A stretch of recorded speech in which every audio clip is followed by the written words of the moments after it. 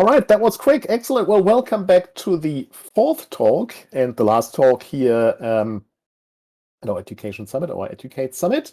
This one is by Jacob Thomas, who's the art director at Big End, and he'll talk about, well, what are the expectations for art? Jacob, thank you very much. Welcome, and the stage is yours.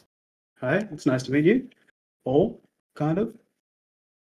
Today I'll give you a little bit of an insight into art at Big Ant Studio. We'll talk about, the different areas of specialization within the art team. We'll talk about the tools that we use and just sort of like what a day in the life in here is like. We'll also have a chat about what we're looking for in artists and some of the problems that we often encounter, just so you've kind of got a good idea about what to expect. I don't think any of these things are particularly unique to Big Ant Studios. You could probably apply them comfortably across the board. Yeah, so let's get started.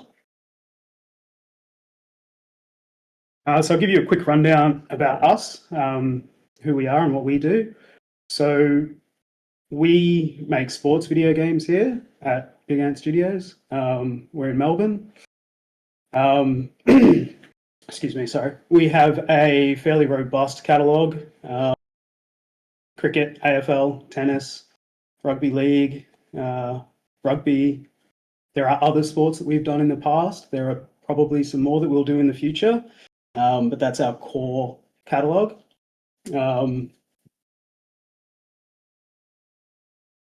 What does that mean for artists? Well, we're making realistic artwork. We're heavily invested in photorealism, in players, in stadiums, and that's a very real focus for us. We, as a collective unit, care very deeply about creating realistic artwork and pursuing that passionately. Which is something that we look for in all of our team, and we'll cover that in a little bit more depth later. So that's kind of who we are and what we do in a brief summary. About me. So I've been doing this for almost 20 years now. I started way back in 2006 after 2 years at the AIE. It's a long time ago now. My first title was Heatseeker on PlayStation 2, where I worked as an environment/prop artist. That was over at IR Gurus, which was also in Melbourne. Shortly after that, I moved over to Big Ant Studios, where I worked on Hellboy. I think we also had Spyro at the time, which was pretty exciting. Over the next few years, we sort of shifted into the sporting arena, where I was still primarily working as an environment artist. Around 2009, I sort of pivoted into more of a generalist role. That was based off the needs of the studio. I also shifted to another company, and we were sort of looking at, we had a very small art team. I think there was 3 of us. So we kind of all had to get our hands on all sorts of things. Shifting out of that, around 2012, I started specializing more in character art. I kind of realized myself that that was what I'd always wanted to do, and sort of really got passionate and really focused in on that as an art form. Shortly after that, somewhere around 2017, I was made the art director here, which I sort of shared as a hybrid role as a character artist as well for a short amount of time, before finally making my way into primarily an art direction role, which is what I've been doing for the last few years exclusively. So yeah, personally, I've seen pretty much every area there is to see in creating art for games, and now I help everybody across the team sort of be the best they can be in whichever area they specialize in. Yeah, that's enough about me. So, excuse me, sorry. Let's grab some water.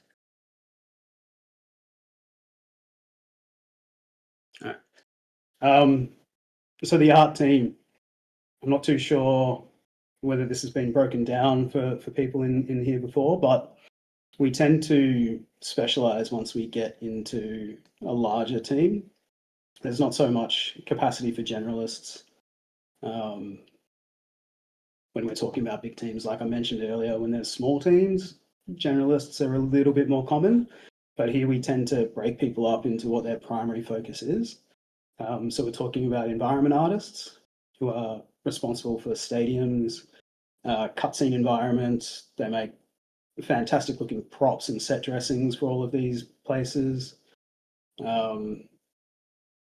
They tend to specialize more in hard surface modeling and probably like tileable textures. They tend to be really, really interested in Substance Designer as a tool. We'll go over tools a bit more later. Character artists will tend to focus on sculpting, more traditional texturing techniques. Substance Painter is more of a focus for them. Hair is a big part of character artists. Clothing and character related props. We don't make games that have any weapons like some of those games out there. Our weapons are cricket bats and footballs, but they still need to be made, and it's important to get the detail on them just right. Next, we'd have lighting artists. We don't have many of those for the entire team of about, I should have done a head count before I came in here. Let's say there's about 50 artists here in total. We have 2 whose primary focus are lighting.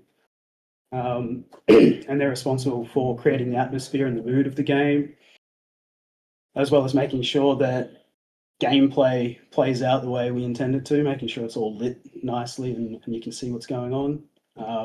During our cutscenes, they help direct focus for the narrative, and they work very closely with the engine team in making sure that things run efficiently. Lighting is probably the most expensive part of our games from an art point of view. So making sure that we can get the best look and still hit our frame rate requirements. Tech artists, next focus. They sort of live in the realm between art and programming. They tend to be a bit more, they generally have a really thorough understanding on what is required to create art, but they're also very, very heavily invested in tech, programming, Mel scripting. They're pretty good at writing shaders, and generally they support the artists in making sure that what they create comes through into the game. They are probably one of the more valuable team members that we have. I like to say that without them, the art doesn't exist in the game. So that's a pretty high value role. We also have animators who, their specialty is rigging, skinning, creating life and presence for the characters in our games. They also will work heavily with creating camera-based cutscenes and stuff to show intros and, again, show off the atmosphere, working closely with the lighting artists to create that immersive feeling. Very, very important part of what we do. VFX artists will tie also into all of that. Similarly, they will work very closely with animators, lighting artists, and environment artists.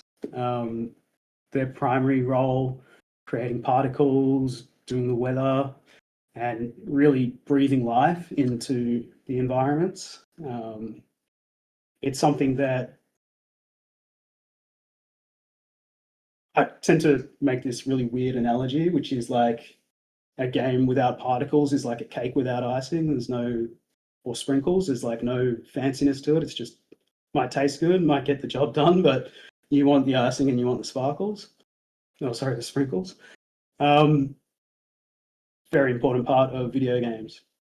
UI and UX artists, primarily responsible for all of the user interface, all of the stuff that you interact with to help create or help become part of the game universe that we're presenting you. Another super high value role. We've got a small dedicated team of UI artists, and they are very, very good at what they do. And that's probably, a good overview of all of that stuff. Hopefully everyone's following along. I can't see or hear anything, so I think it's all good. Hopefully I'm not just talking to myself. It wouldn't be the first time. So next we have the tools and the tech that we use here. We pride ourselves on having a industry standard pipeline. We're very much looking at everything that every AAA studio is using and trying to find ways to adapt that to what we do.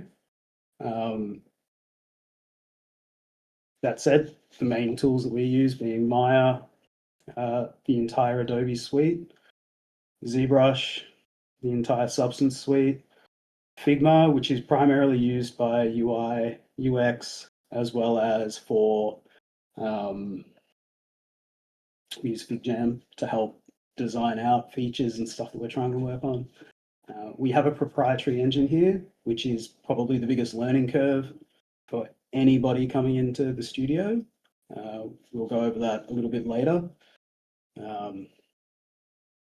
But outside of the proprietary engine, we try to keep everything as consistent with what is the industry standard as possible. It's one of the beauties we have about having a bit of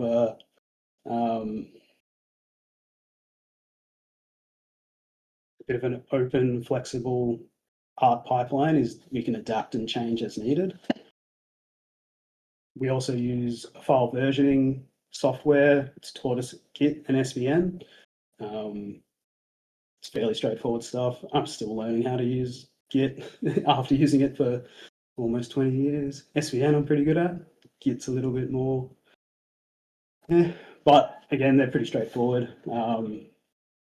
It's hard to get into trouble when you've got a large team that are all using the same tools to get things done.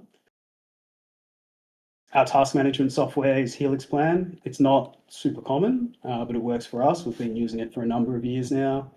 It's a fairly straightforward ticketing system. You get tasks assigned to you, jump on, do them, set them to assign, set them into ongoing. It's fairly straightforward stuff. There's not too much to learn in that regard.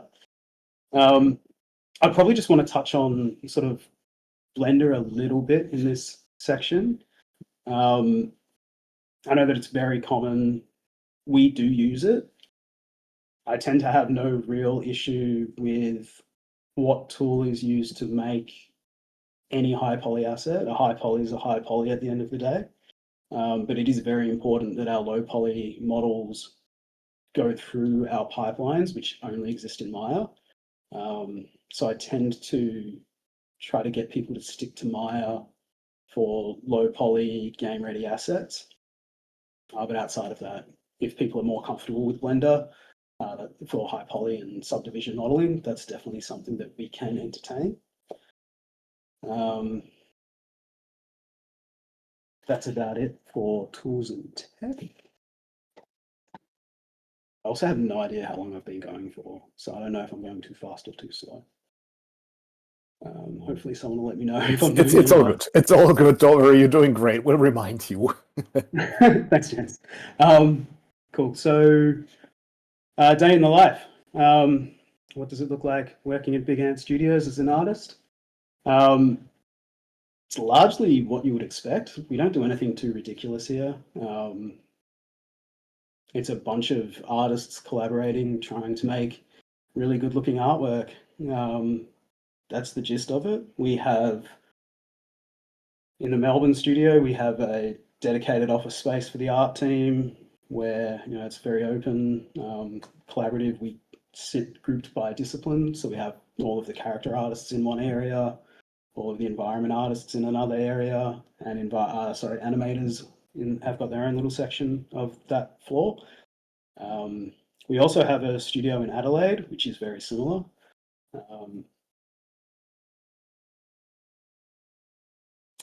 Yeah, so within those core teams, we would have daily catch-ups with our leads, sort of check in and see how things are tracking, whether there's any issues popping up, if anybody needs any help getting stuff done. We tend to discuss that daily. We call them stand-ups. They're more like sit down and chats via Discord. Actually, we use for all of our inter-office communication.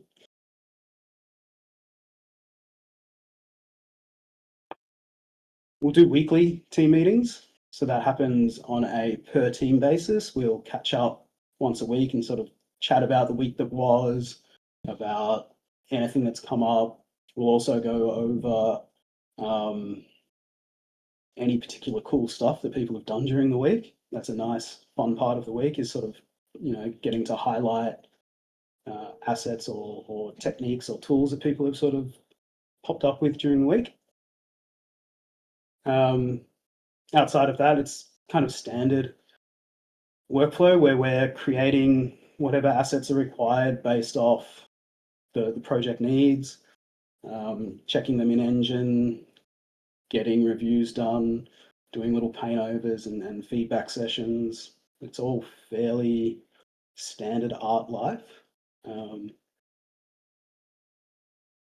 I'm pretty sure those of you that are in uni already would have a similar experience with what you're doing there. It's kind of like the same thing, just with,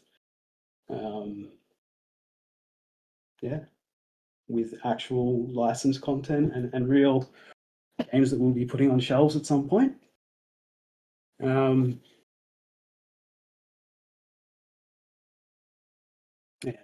Next would be what we're looking for in artists. This kind of varies a little bit depending on the role, and sort of, whether we're looking for juniors or seniors. I've taken more of a perspective of juniors for this chat. But sort of what we're looking at is understanding what it is that makes art good. Whether or not you're at the peak of your skill set is probably not likely. But we're looking for, a drive and a want to understand things like anatomy, composition, color theory, things that really make art work. That's quite important, especially with trying to pursue realism and what it is that they're trying to look for and match in realism. A technical understanding of art creation for video games, understanding how to optimize things for engine, what poly budgets are, how to unwrap efficiently, shaders and modular tool sets, particularly for environment artists. That's a big part of what they do. Then understanding good topology is quite important for character artists. A passion for realism. It's a very, very big part of what we're looking for here. It's definitely a hard pursuit, but it's one that's got a lot of reward in it. So we're looking for people that are passionate about trying to really strive to hit that benchmark of realism in their artwork. Desires to learn is extremely important.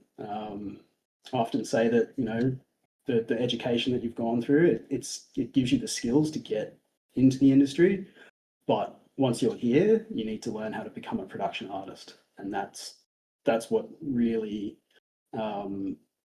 separates you from sort of being an artist as a hobbyist to becoming a production artist, understanding that you need to be able to perform day in, day out and continue to create, which is not something that's particularly easy, especially early days as an artist.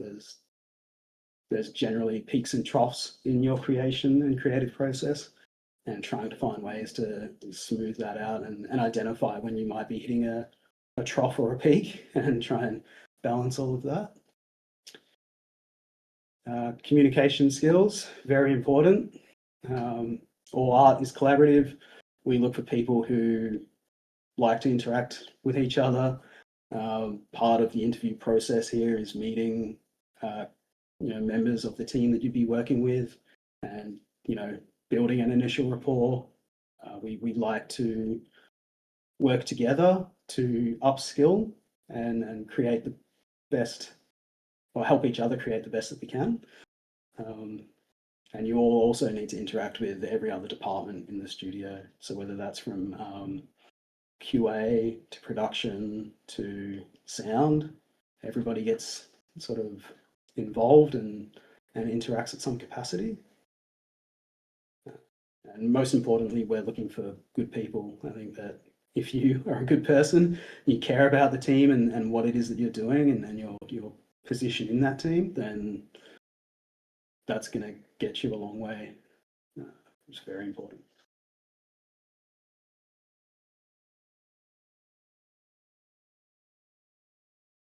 Move on to the next slide. Challenges that new artists face. Generally, the biggest hurdle for any artist starting at Big Ant is learning our proprietary pipelines and engine. It is a learning curve. It's a bit of a steep learning curve, but it's caps very quickly once you're familiar with how to get an asset from Maya into the engine. There's not too much more to it. And then once you're familiar with the engine and its interface, again, there's not too much more to it. Outside of that, everything else that you do is fairly straightforward. It's not something that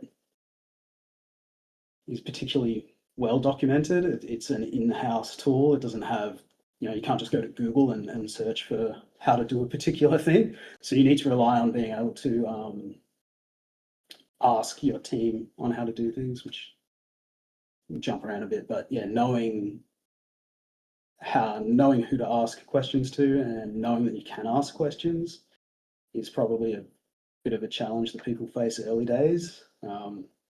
Often people will come in, they'll be a bit too scared to ask people how to do things and tend to rely on going to Google and searching for answers, which you can do, but often, especially in the world of 3D, there's so many different ways to do so many different things, and each one of them has their own particular application. Whereas what we do here and how it works for our engine and renderer, you're generally not going to find that answer on Google. You may, but you might have to sift through gosh knows how many different articles to find it. Your best bet is to always ask someone here. We've been doing this for a long time. Chances are if you've encountered it, we've encountered it, and it's always easier just to ask someone here. Sorry, I'm just getting a pop-up. So the quality bar is a bit of a challenge too. Realistic artwork as a form, there's a very clear, measurable comparison. People have a very clear expectation of what people look like, what stadiums look like. A lot of what we deal with have very passionate fan bases, so they will pick up on any little thing that you may or may not get right. So that can be a bit of a challenge. We do our best to sort of help, and how we help. We do our best to sort of guide you and give you the feedback that you need to sort of get to where you go, or where you need to go. But yeah, we'll also try not to throw you into the deep end too soon. We'll work on, we have a bit of a structured onboarding process where you'll get to sort of start with a bit more of a low value asset, get familiar with the pipelines, get familiar with our processes, and then we'll slowly increase the importance of the work that you're doing. So as you progress through your development as an artist in the studio.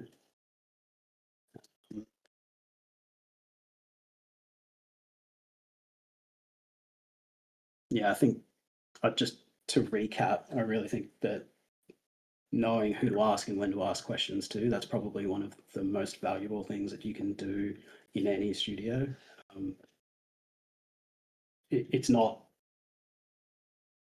never looked down upon to ask questions. That is one of the best things that you can do, is just be clear, talk to the people around you, and get the answers that work for your situation. Cool. The next slide. I feel like I've burned through this. I'm sorry if I was talking a bit too fast. In conclusion, yeah, we value strong fundamentals, curiosity, collaboration. These are all very important to us here. There's always going to be challenges. We will always encounter something new. It's one of the best things about this industry, is that it's constantly growing and changing. And together, we, through the senior art team and just the team in general, we look to find those challenges and then overcome them. And yeah, and ultimately to make that a thing, we're looking for passionate artists who care about their craft and each other, and together we try to get the best out of each other. And that's kind of the whole gist of being an artist at this place, and probably in general. I think that's kind of everything that I had. I guess if there's any questions or anything, we can look at doing that. Yeah. Yes. Jacob, just want to say that was excellent. Thank you so much. And hey, no need to apologize. That was a great pace. Got some very positive feedback in the chat as well. So thank you very much for another really valuable presentation. And there are indeed a couple of questions, so allow me to read them out to you. One of them is, what specific technical skills or portfolio elements stand out most to you when evaluating a technical artist? Technical artist is a very, very tricky one to sort of present in a folio. It comes across better generally during conversation. Showing, there tends to be a little bit of a grey area here, where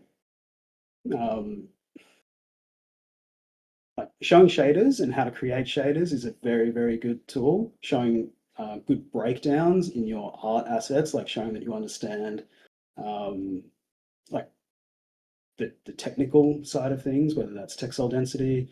You could show, I'm trying to think off the top of my head, there's an excellent hair tool that's been made by someone on ArtStation. His name is George something, I can't remember what it is, but the tool is GS Curve Tool. If you check out his ArtStation, he's got a whole heap of posts that show his tool and how it functions. If you can show things like that, that's going to be fantastic. Generally, if you're making shaders, unless you're hand coding them, if you're using Unreal to create them, show your blueprints, show the breakdown about what you're doing. Anything that shows the thought process behind what you're doing is probably the best way to demonstrate technical knowledge. Excellent, thank you. Holly is asking, is it more beneficial to be proficient in multiple 3D software applications, or is it better to be a pro in one? Yeah, that's a good question. Personally, I think all 3D applications are the same. I don't think having a bit of knowledge in all of them is necessarily a benefit. I think Maya is the industry standard these days. There's not too many studios looking at 3ds Max. They're around, but it's not too common. I would say if you're a pro in Maya, you're going to be fine anywhere. If you're a pro in Blender, you're also going to be fine anywhere, as long as you understand that you're not likely to be using that day to day and you're ready to adapt to Maya. If you have a decent understanding of Maya, you're going to be fine. I always say at the end of the day, a vert's a vert. It exists somewhere in the digital space. If you can move it, you're good. But yeah, I'd definitely say pro in one versus spread. Excellent, thank you. Steven's asking, when you say it must go through our pipeline, what exactly do you mean? Is there some automation or specific tools applied that are only available in Maya? Yeah, so a big thing about game studios is that you're stepping into an environment where, especially in our case, we've been doing this for 20 odd years now.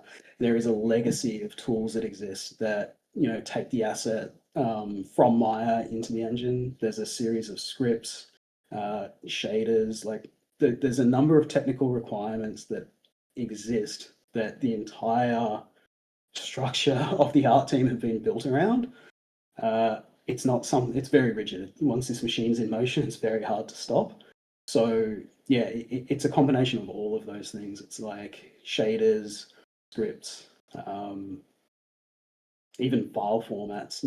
We're using particular plugins to get things out of Maya into the format that the game engine uses, which again, they're just really rusted on concepts from having such a long time developing these games.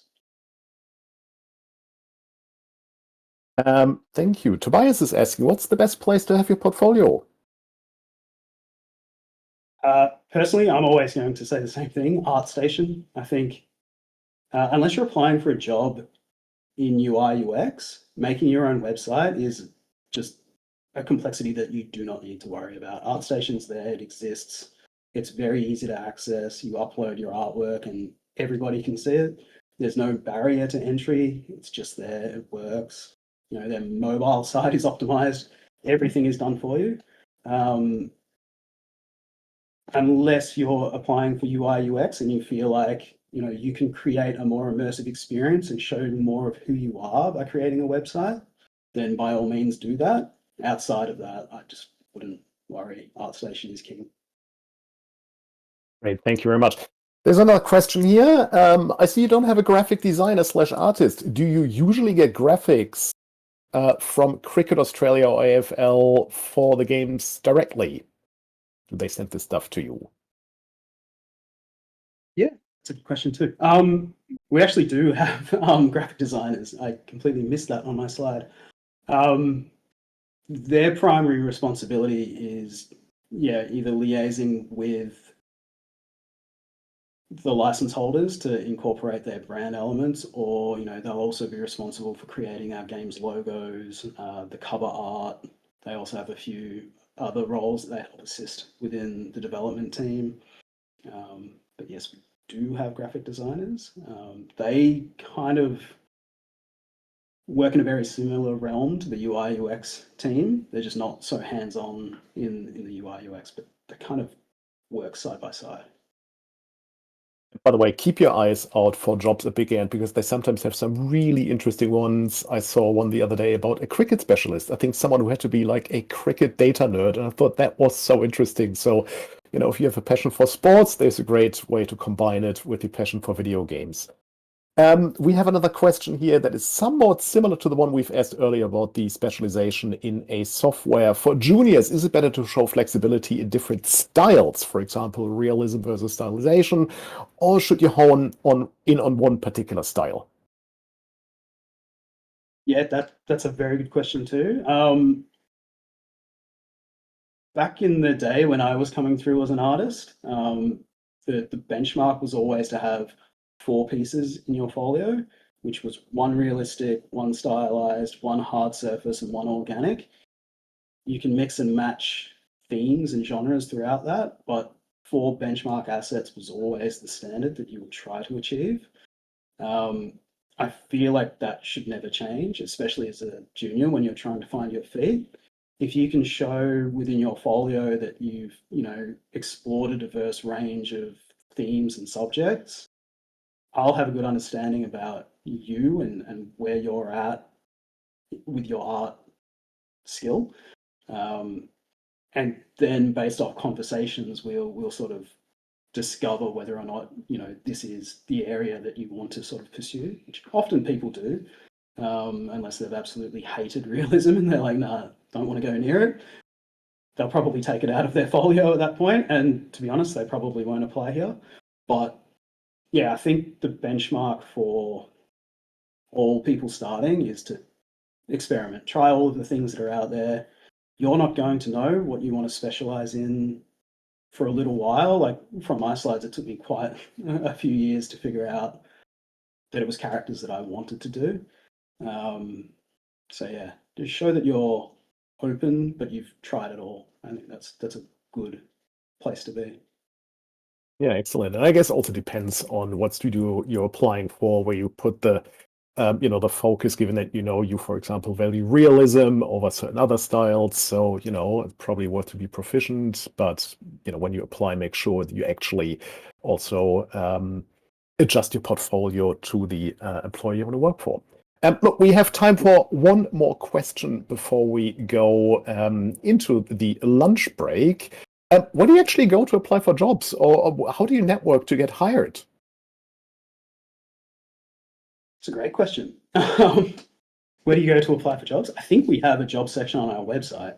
You do. And in fact, we also have one on the IGEA website. I'm just going to put that into the chat because that should list the vast majority of all game jobs in Australia. Have a look.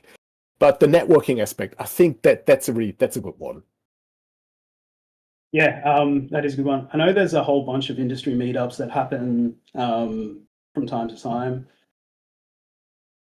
Get to those. I think, was it Games Week? After every Games Week, there's usually quite a lot on where you can meet pretty much everybody in the industry. I generally use those nights to catch up with people that I haven't seen in years. It's a very small industry. You end up working with people from all over the place and catching up with them at these post Games Week conferences or meetings are usually the way to go. Just be aware that in those scenarios, you don't want to come off as too intense. Introduce yourself, meet people. If you've got cards, if you've got links to folios, pass them around and sort of, be respectful of people. But by all means, approach and ask questions and sort of get yourself out there. I think that Games Week is the best way. Yeah, make friends. Yeah, that's right. Games Week.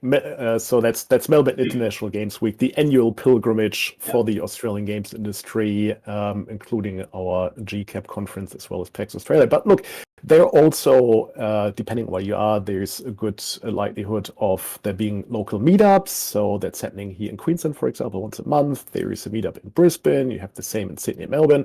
And I would very much encourage you to attend these events. I was working in education before I started this job, and I always encourage my students to go. And some of them got jobs even before they graduated because they attended these events. They were respectful. They had a professional exchange with people working in the industry who attended these events as well, and it really worked in their favor. And the making friends bit, that's a really good part too. We've heard so many times before about the importance of communication, of soft skills, and all of that. So getting yourself out there is really important. And I know it sometimes can be a bit difficult, particularly when a bit introverted, but one of the things that is so pleasurable and so nice about the Australian industry is that everyone is so friendly and supportive. Always feel free to reach out, talk to people. They will help you. They'll offer guidance. They'll offer insights. So yeah, get yourself out there and start talking to people. Can really, really highly recommend it. Yeah, I'd say if you are particularly introverted and you find it hard to get to those social events, reach out online. Like if you can find someone on ArtStation that works at a studio you're interested in, shoot them a message. They'll probably be super happy to talk to you about anything, and that can be a good way to sort of break that ice. Yeah, absolutely. And there's some great tips here in the chat as well. Volunteered industry events, so at GCAP, for example, we have volunteers as well. You can apply for that. And as someone pointed out, they got a job by joining Discord. So joining this Discord, which is, what a fantastic story. So thank you very much for pointing that out. But look, there are other Discords as well for your local game developer group. Have a look out there. Definitely worth having the conversations. There's one for every state as far as I know. There's also an Australian-wide one, so definitely worth checking those out, joining and having those conversations. Look, I'm mindful of time and all of us needing a bit of a lunch break. Jacob, thank you so much for your time and insights. Insights really, really appreciated. Great presentation, great pace, and you certainly weren't yelling into the void. We were all very receptive, so thank you for your valuable insights. Thank you all in the chat for your comments. We're gonna go on a little lunch break. We'll be back at 1:30. In the meantime, chat away in the main chat channel, and in the afternoon, we're gonna discuss the skills you need if you want to do it alone, if you want to start your own studio. There are going to be some really great presentations. The one that's coming up next is Joe from the 3000s. Joe has extensive industry experience. He was the studio manager at Fire Monkeys in Melbourne. He's going to talk about what it takes to approach making a game with a commercial mindset. I have seen his slides. They're fantastic. Stick around for that, but also make sure to get some lunch. Jacob, thank you so much, and I'll see you in about 40 minutes or so. So take care. I'll see you then. Thank you. Thanks, everyone. Good luck. Take care. Goodbye. See you then. Bye.